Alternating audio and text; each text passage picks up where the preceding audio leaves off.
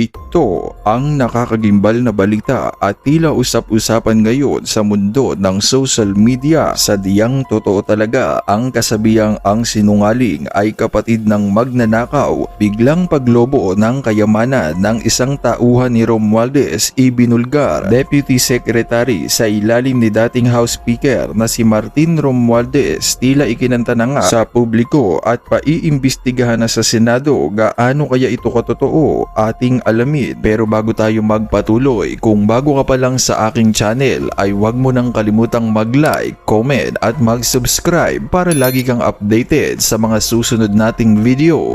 Isang gobernador ang dumulog sa Senate Blue Ribbon Committee upang paimbestigahan ang malapit na kaalyado ni dating House Speaker Martin Romualdez matapos nga nitong ibulgar ang itinatago at questionabling yaman ng Deputy Secretary General ng Kamara sa ilalim ng pamumuno ni dating House Speaker Martin Romualdez. Ayon kay Umahib, lumapit lamang sa kaniya ang mga kapitbahay ni Gabonada sa Tagum City na umano'y nagtataka sa biglaang pagyaman nito. Para sa buong detalye ng balita, narito't panoorin pa natin ang full video. Yung bahay niya doon sa Dara in Apokon, Tagum City. And napakalaking halaga kung tingnan natin, kung i-evaluate lang natin, multi-million ang yung asset na yan. At na-acquired lang niya last 2023. Malaki ang nangyaring development. Parang 4 na eleganting bahay at may swimming pool na kinonstruct doon. So yung private resort na yan, malaki ang budget at yan ay nakapangalan doon sa kanyang kapatid. At kung tingnan natin, wala naman ding negosyo at walang trabaho. Nakakahiya po sa probinsya ng Davao del Norte na yung lumabas sa Manila Times ay yung mismong taga Davao del Norte, constituents natin, na sabi doon na ang dami na niyang properties ngayon na hindi naman tukma doon sa sahod niya sa Kongreso. Sa Senado po, dahil nasubmit ko na yung documents natin, ako po yung nakiusap sa Blue Ribbon Committee to urging the investigation of Mr. Soponia's Punyong Gabonada in aid of legislation. So yun po ang aking pakiusap para mabilis po na makita natin ang katotohanan. Dahil nga sa balitang ito ay umani nga ito ng samut-saring reaksyon sa mundo ng social media. Ayon nga sa kanila, walang kadikit si Martin na hindi naging bilyonaryo. Sobra ang ginawa niyang pagnanakaw na suportado ni Soto at Lacson pati na si Remulla kasama ang majority ng Senado. Grabe kaming mga taxpayers, napaka-generous naming magpasahod sa mga tauhan ng gobyerno. Pero karamihan sa amin, minimum wage earners lang. Di ba kayo nahihiya sa amin na hundreds of thousands ang mga pasahod namin sa inyo pero wala kayong naitutulong sa ating bansa? Ang lahat ng itong nangyayari sa ating bansa when it comes to budget or pera ng bayan ay ang leader at boss ay alam ni PBBM ay may basbas sa kaniya. Si PBBM ang leader big boss, so parang si PBBM ang one and only problem ng bansang ito kasi hinayaan niya yung pinsan niya na parang may-ari ng kaban ng bansa. Executive and legislative branches will have to sit down and determine among themselves what are we going to tell the public. Kasi it's between the two branches. Nakita natin ngayon sa 2026, net, wala pa yung intervention ng Kongreso, may red flags, paulit-ulit, pare-parehong amount, di ba? NEP pa lang yan. So may problema na dun pa lang sa NEP. Tapos sasabihin ng DBM, wala kaming kakayahan to oversee. Yan, Your Honors, ang sinasabit ng ahensya. Can you look at that kind of reasoning? So ang tanong ko, hindi nyo alam, ba't kayo nag-budget call kung hindi nyo rinirevisa, di ba? Tapos, yung paano natin malalaman, i-open nyo yung insertions. Bakit ayaw ilabas ang bicameral report na may 28 blanks? Di ba? Nasaan ang small committee report? Dahil both chambers, sino ang proponent sa Senado, sa House, sino ang nag-insert, magkano ang in-insert. Ay, yun dapat ang una nilang gawin ng executive at legislative bago pa yung mga hearings. Kasi yung hearings na yan, isa lamang ang kumpas at isa lamang ang conclusion na predetermined na. Ito, dito tayo pupunta ha, ako ang bida, ito lang ang iipitin natin. Tingnan mo sa usapan, si Ko lamang, hanggat si Ko mag-testify at sabihin niya na alam ito ni Speaker, hindi mo madadawit si Speaker. Di ba sinabi ni Speaker, si Ko at si Momo lamang ang nagplano niyan? Alam mo, matalino naman si Speaker Martin Romualdez. Sa tingin mo, mapapang-ikot siya than the likes of Ko and Momo? Kung ganon, hindi ka talaga dapat palang maging leader kasi napaikutan ka. Balikan ko lang yung sinabi ni Vice President Sara Duterte during sa ambush interview nung naitanong sa kanya yung patungkol sa ito nga nangyayaring investigasyon. Tinanong kasi sa kanya kay VP Sara, sa tingin niyo ma'am, too little too late na po itong nangyayari. But the Vice President responded, nothingness, parang wala na lang ito. And then so mga past interviews din ni VP Sara, sinabi niya rin na kung talagang seryoso si President Marcos na matumbok kung sino yung nasa likod ng mga manumalyang proyektong ito, ay one day lang, Prof, ay matutukoy na kung sino ang nasa likod nito. Do you agree with that, Prof? Oo, alam mo, Jason, it will not take you months. Magkano ba ang confidential at intelligence fund ng Pangulo? Correct. Di ba? Nasa iyo ang makinarya, nasa iyo ang military, nasa iyo ang pulis. Bakit hindi pa andarin lahat ito so that we end up with, ito yung mga nagkasala, ito yung mga big fish. Ako, I'm sorry to say, isang malaking pambubudol ito. Kasi, ang gusto ng presidente, ipivot niya ang kanyang administrasyon. Ang nangyari, ginolt niya tayo. Biro mo, after 3 years, biglang sinabihan niya ang Kongreso, mahiya naman kayo. Di ba? So, ako ang sense ko, from that time on, he needed a narrative that would show na I am a leader in command of things, that I will get into the bottom of all this corruption happening. Pero mo, happening during your watch. Hindi nga niya kinukontinue happening under your leadership. So, he pains not knowing. He deliberately distances himself from everything. Ikaw ba naman maniniwala? Di ba the buck stops with you?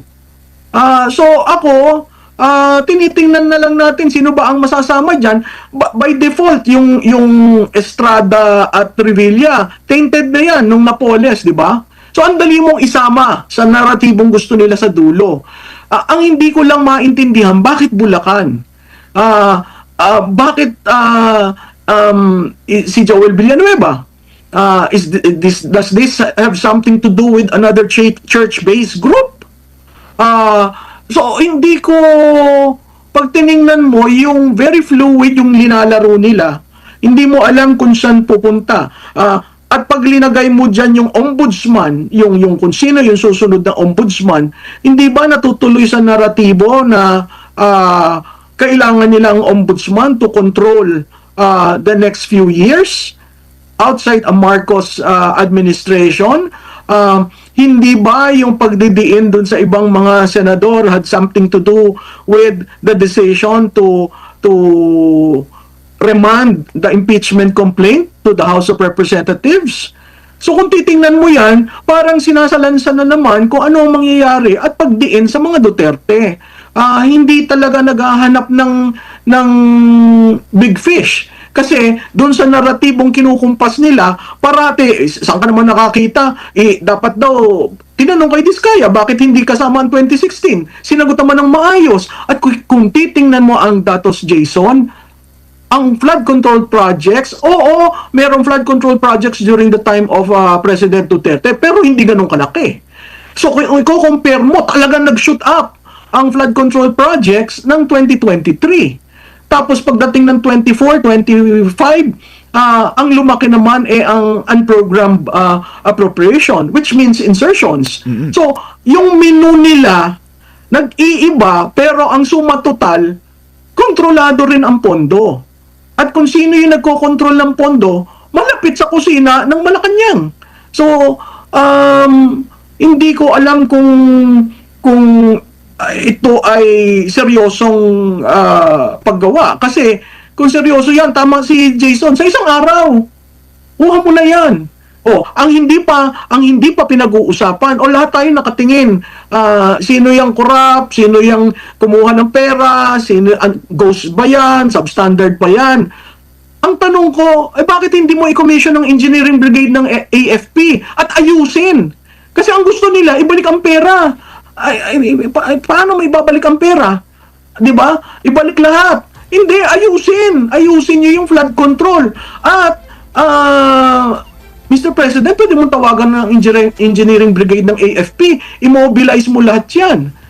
Oo, nakafocus sa NCR kasi ang NCR ang talagang mareklamo ang tao at talagang ang baha ay nakikita mo everywhere.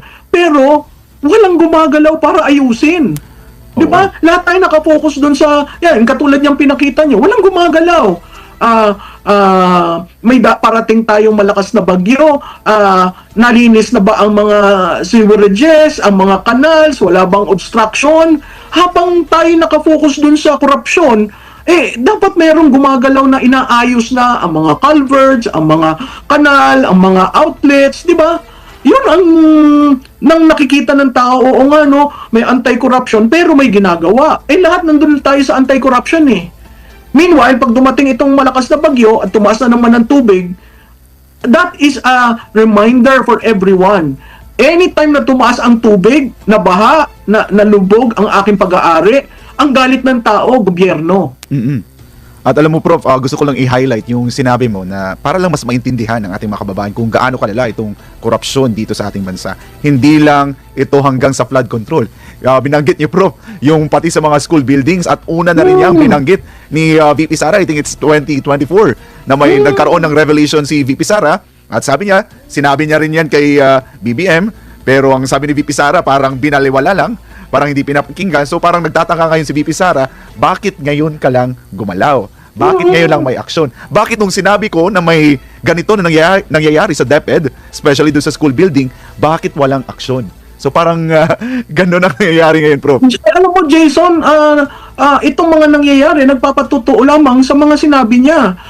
Nung sinabi niya yan, parang ang sinasabi, namumuliti ka lang yan, naninira lang yan, kaya ganyan. Pero ilang beses ba niya sinabi na sa school build na ang budget, 2 tao lang ang nagde-decide.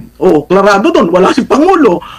Sinabi niya yun doon sa DepEd na pinaba-download sa kanya yung school building program. Sinabi niya, ayaw ko. Kaya na lang, yan, bahala. Hindi na ako sasama dyan. Meron ring sinabi tungkol doon sa proseso ng budgeting. So, hindi siya nagkulang. Ngayon, parang with hindsight, nakikita natin, tama pala siyang magalit, no? Talaga palang sinabi niya. Ang lokohan nga, parang, si BP can see through, no? The different layerings in the bureaucracy. Pero hindi siya nagkulang. Sinabi niya yan sa Pangulo. Sinabi rin niya sa Pangulo, naalala niyo yung sa bigas, na ang sabi niya, lahat yan nasa kamalig lamang, pag binabayan, bababa ang presyo. Sinabi niya yon, hindi siya nagkulang. So makikita mo, kahit hindi siya tinatanong, sinasabi niya, ito yung nangyayari. So sino mas may alam nung nandun siya compared sa yung 3 taon na pamumuno na magtatanong ka ng, bakit tayo nagkaganito? O iiyak ka. Diba? Maluluha ka. Alam mo, we're past that stage of maluluha. Ang naluluha ang taong bayan. Dahil magkano trilyon ang nawala. Ang tinitingnan lang natin, flood control. Imaginein mo yan. Diba? Ang sabi nga, 35 billion. Abay, 35 billion. Pag dinivide mo yan by the number of years, the number of days, kaya mong maubos ang 35 billion? Samantalang yung 35 billion na supposedly kinita ni Congressman Ko, sa 2 areas lang yun. So ang tanong ko, hindi pa natin nakikita ang kabuuan ng storya. Kailan natin makikita? At makikita ba talaga natin yan? Kasi sa tingin ko ngayon, di ba, ang nagsabi nga yung chairman ng Blue Ribbon ngayon, we have your back, Mr. President. You don't say that. Prof, Prof, gusto ko lang balikan yung tanong mo. Kailan natin makikita at paano natin makikita? May kailangan bang may dapat bang intervention na mangyayari? Di rin natin alam. Yan rin yung tanong ng ating mga kababayan. Paano po ba? Kasi yun yung palaging tanong nila eh. Yun nga, imbestiga dito. Pero yun, sabi mo, Prof, walang big fish na mapapanagot. So anong intervention ang dapat mangyari para makamit natin yung gusto nating mangyari, especially Jason, alam mo ang call ko, the executive and legislative branches will have to sit down and determine among themselves what are we going to tell the public. Kasi it's between the two branches. Nakita natin ngayon sa 2026, wala pa yung intervention ng Kongreso, may red flags, paulit-ulit, pare-parehong amount. Diba? NEP pa lang yan. So may problema na dun pa lang sa NEP.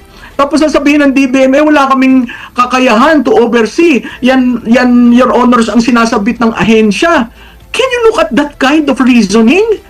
So ang tanong ko, hindi nyo alam. Ba't kayo nag-budget call kung hindi nyo rinirevisa? Diba? Tapos, yung paano natin malalaman? I-open nyo yung insertions. Bakit ayaw ilabas ang bicameral report na may 28 blanks? Diba? Nasaan ang small committee report? Dahil both chambers, sino ang proponent sa Senado, sa House, sino ang nag-insert, magkano ang in-insert. Ay, yun dapat ang una nilang gawin ng executive at legislative bago pa yung mga hearings.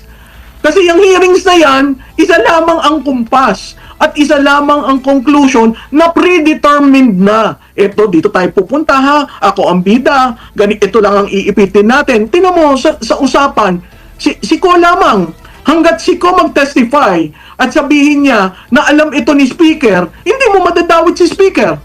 Di ba sinabi ni Speaker, si Ko at si Momo lamang ang nagplano niyan? Alam mo, matalino naman si Speaker Martin Romualdez. Sa tingin mo, mapapang-ikot siya than the likes of Ko and Momo?